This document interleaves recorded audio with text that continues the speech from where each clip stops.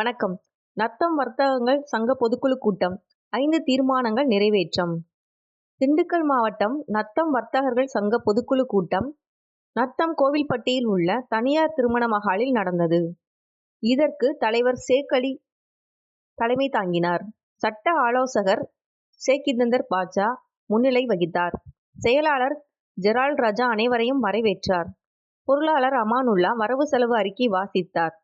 கூட்டத்தில் கனரக வாகனங்கள் நத்தம் நகர பகுதிக்கு வராமல் தேசிய நெடுஞ்சாலையில் மட்டுமே அனுமதிக்க நடவடிக்கை எடுக்க வேண்டும். நத்தம் பகுதிக்கு அரசு கலைக் கல்லூரி கொண்டு வர இடத்தை தானமாக வழங்கிய பேரூராட்சி தலைவர் ஷேக் சிக்கந்தர் பாட்சா குடும்பத்தினருக்கு நன்றி தெரிவித்தும், சாலையோர 4 சக்கர வாகனங்களில் பொருட்களை விற்பனை செய்பவர்கள் ஒலிபெருக்கி பயன்படுத்துவதை கட்டுப்படுத்த வேண்டும் உட்பட 5 தீர்மானங்கள் நிறைவேற்றப்பட்டன.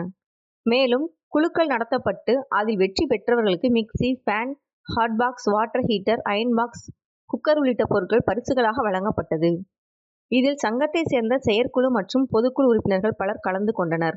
துணைத் தலைவர் செந்தில்ராஜன் நன்றி கூறினார். நிலவன் டிவி செய்திகளுக்காக திண்டுக்கல் மாவட்ட செய்தியாளர் நத்தம் மதுரை வீரன்.